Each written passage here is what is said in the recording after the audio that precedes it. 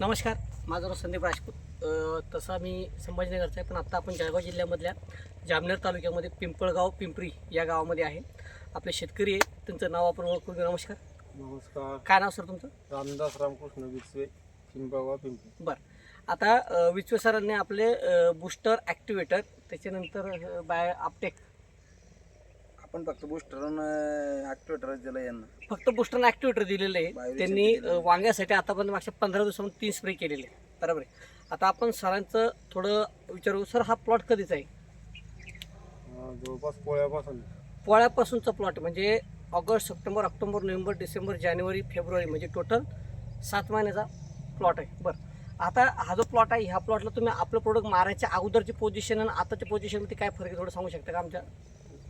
Position म्हणजे बा त्यात फुलकळ्या हां, पाच्या भरपूर बी लागल्या, क्वालिटी एकदम मस्त दिसते. बरं, म्हणजे फुलांचं प्रमाण वाढलं, पात्यांचं प्रमाण वाढलं आणि फुलं आपलं क्वालिटी एकदम चांगलं दिसते. आणि नवीन जे शेंडे निघत आहे, शेंड्यांचं प्रमाण कसं वाटतं तुम्हाला?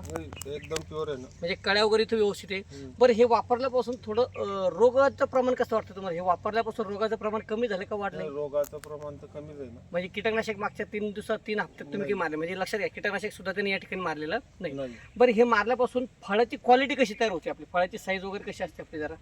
म्हणजे फळं तुम्ही फळाची क्वालिटी एकदम हिरवीगार.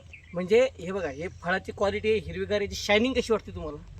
म्हणजे चमकतंय, शायनिंग चांगलं आहे. आणि विशेष म्हणजे मार्केटमध्ये गेल्याच्या नंतर लोक याला भाव जास्त देतात. आता आपल्या साधारणतः आता हे मारायच्या अगोदर आपल्या कॅरेट किती निघायची?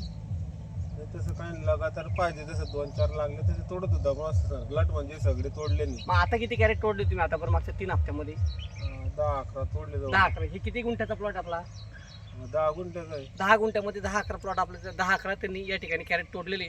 म्हणजे आपलं आता सुरू झालंय. आता ह्या हप्त्यामध्ये फुलांचं प्रमाण बघून, कारण अख्खं झाडामध्ये तुम्हाला जेवढं हिरवं दिसतं तेवढं तुम्हाला निळं पण दिसते. म्हणजे झाडांचं फुलांचं प्रमाण वाढले. पुढच्या 8 ते 10 दिवसामध्ये काय वाटतं प्रमाण कसं राहणार याचं? कॅरेट तर वाढणार, 5-6 कॅरेट न वाढू. बरं, म्हणजे तुम्ही भाजीपाला या पिकावरती आपलं प्रोडक्ट वापरून समाधानी. आणि टमाट्यासाठी वापरलं होतं तर त्याचं काय नवीन शेंडे वगैरे फुटणं सुरू झाले का? चुकपट आहे. बरं, म्हणजे त्याची हिरवेपणा चांगला या ठिकाणी ग्रोथ दिसतो आपल्याला. म्हणजे शेतकऱ्यांनी वापरलं पाहिजे. हो, वापरलं. चालतं, धन्यवाद, नमस्कार.